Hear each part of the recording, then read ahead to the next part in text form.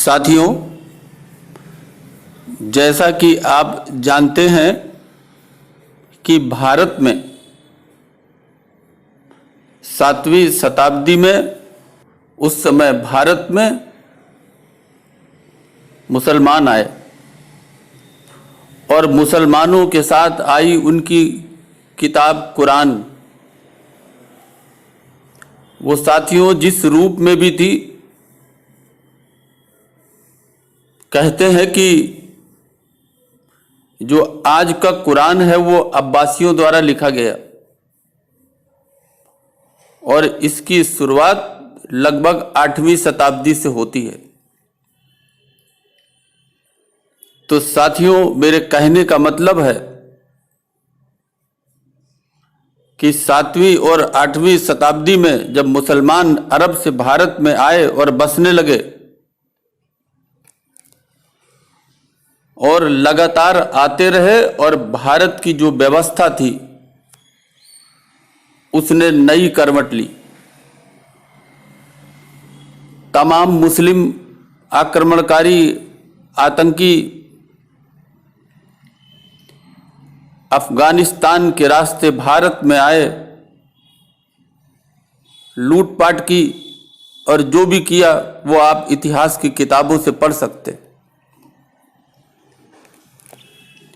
साथियों, ये जो परिवर्तन हुआ इस दौर में, जो दलितों की सैकड़ों जातियां उपजातियां इस कालखंड में पैदा हुई, जिनका नामो निशान 6ठी शताब्दी के पहले नहीं था। साथियों, आज 21वीं सदी में आप अगर ध्यान पूर्वक देखें तो सैकड़ों की संख्या में जातियां अनुसूचित जाति में, अनुसूचित जनजाति में और बैकवर्ड क्लासेस में दर्ज हैं। साथियों, इन जातियों को अगर आप 6ठी शताब्दी के पहले इतिहास के पन्ने में देखने की कोशिश करेंगे तो शायद मुश्किल होगा। और साथियों, इस कालखंड की यदि हम 6ठी शताब्दी से पहले पढ़ने की कोशिश करें तो इस कोशिश में एक नाम आता है चीनी यात्री का, जिसका नाम था फाहियान। साथियों, फाहियान की लिखी किताब से हम भारत की संस्कृति को समझने की कोशिश करेंगे कि भारत में मुसलमान के आक्रमण के बाद, उनकी सल्तनत के बाद भारत में किस तरीके का परिवर्तन हुआ और आज भारत किस तरह का है। इस परिवर्तन को हम फाहियान की किताब से पढ़ने की कोशिश करेंगे। साथियों, एक चीनी बौद्ध भिक्षु यात्री, लेखक और अनुवादक थे फाहियान, जो 399 ईस्वी से लेकर 412 ईस्वी तक भारत, श्रीलंका, आधुनिक नेपाल में स्थित गौतम बुद्ध के जन्म स्थान कपिलवस्तु धर्म यात्रा पर आए। उनका ध्येय यहाँ से बौद्ध धर्म के ग्रंथ एकत्रित करके उन्हें वापस चीन ले जाना था। साथियों, चीनी यात्री फाहियान ने 399 से 414 ईस्वी तक भारत का भ्रमण किया था। उसने भारत की आर्थिक, धार्मिक, राजनीतिक व सामाजिक स्थिति का वर्णन किया है।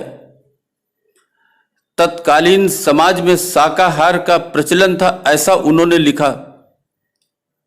उन्होंने लिखा, सामान्यतः जनता लहसुन प्याज का सेवन तक नहीं करती थी।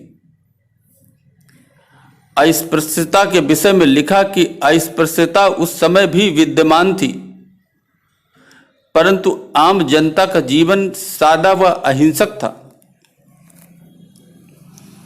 साथियों, ये वो कालखंड था जब 4-5 ऐसे लोग थे जो इस प्रकार का कार्य करते थे जो सामाजिक नहीं समझा जाता था, और वही 4-5 जातियां अगर हम इनको जाति न कहें तो ऐसे काम करने वाले लोगों को उनके काम के नाम से पुकारते थे, जिसे हम जाति कह सकते हैं आज के समय से।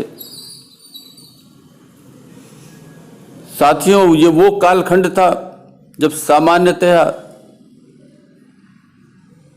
लोग जन्म से नहीं बल्कि कर्म से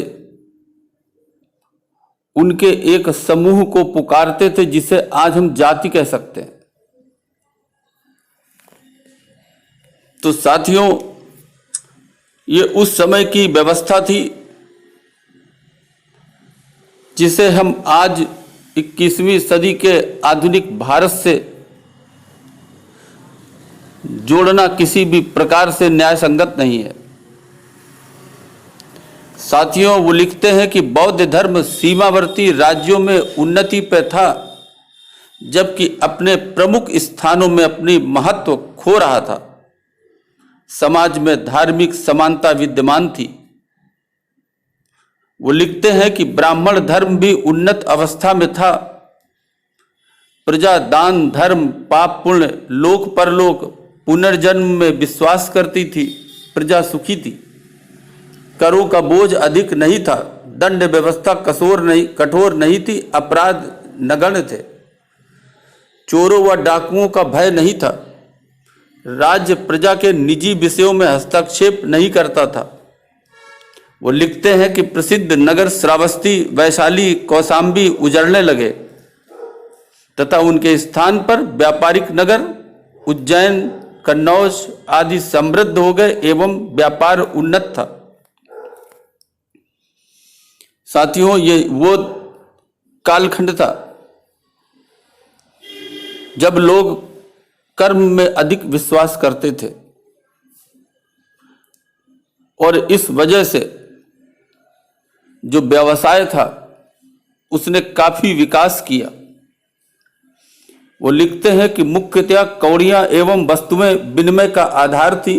पाटलिपुत्र के निवासी संपन्न थे। दान देने व जनहित कार्य के लिए तैयार रहते थे। तत्कालीन समाज पर प्रकाश डालते हुए फाहियान ने कहा है कि लोग अतिथि परायण होते थे। भोजन में लहसुन प्याज मदिरा मांस मछली का प्रयोग नहीं करते थे।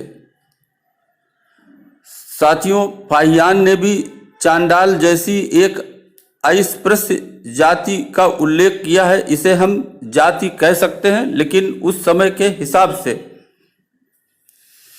आप एक समूह जो कुछ इस तरह का कार्य करती थी उसे आप समझ सकते हैं।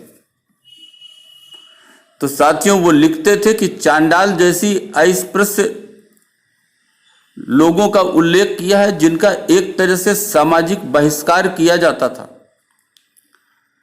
वैश्य जाति की प्रशंसा फाहियान ने इसलिए की क्योंकि इस जाति ने बौद्ध धर्म के प्रचार प्रसार एवं जो बौद्ध भिक्षु थे उनके विश्राम हेतु मठों के निर्माण में काफी धन लगाया था।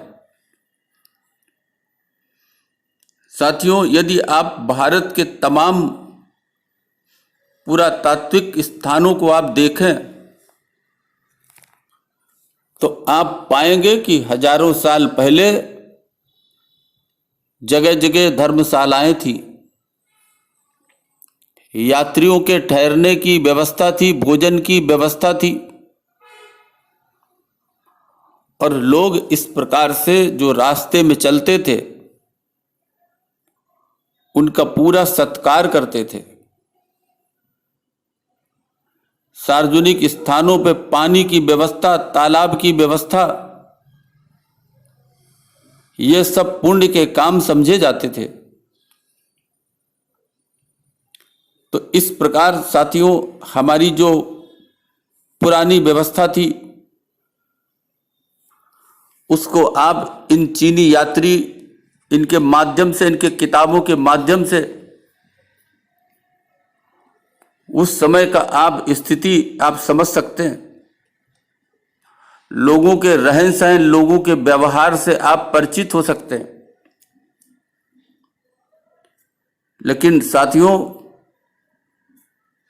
इस इस्लाम के आगमन के साथ इस्लाम की सल्तनत जो भारत में स्थापित हुई, उससे जो भारत की सभ्यता संस्कृति की जो पुरातन व्यवस्था थी एक तरह से विलुप्त हो गई, नष्ट हो गई। और फाहियान और वेनसांग की किताबों से आप अध्ययन करके इस्लाम के पूर्व की सामाजिक व्यवस्था, सोच, अपराध, इन तमाम बातों पर आप ध्यान अपना केंद्रित करके समझ सकते हैं, जान सकते हैं। लेकिन साथियों, इन किताबों को आप उस समय की व्यवस्था के संदर्भ में ही अगर सोचें और समझें तो बहुत ही ठीक होगा, क्योंकि वो व्यवस्था हजारों साल पहले की थी। उस जमाने में हमारे हाथ में मोबाइल नहीं था, स्कूटर नहीं था, हवाई जहाज की यात्राएं नहीं थी। लेकिन आज 21वीं सदी में इंसान ने बहुत तरक्की की है। आज वो हजारों साल लिखी किताबें, उस समय का समाज, उस समय की व्यवस्था, वो सब उस दौर की व्यवस्था थी। और हजारों साल के उस दौर की व्यवस्था को आप आज के परिप्रेक्ष्य में जोड़कर अगर आप देखेंगे तो साथियों, यह आज के लोगों के साथ न्याय नहीं होगा। आज की समस्या को आज के संदर्भ में आपको देखना होगा, पढ़ना होगा, समझना होगा और उसके उपाय निकालने होंगे। अभी के लिए बस इतना ही। धन्यवाद।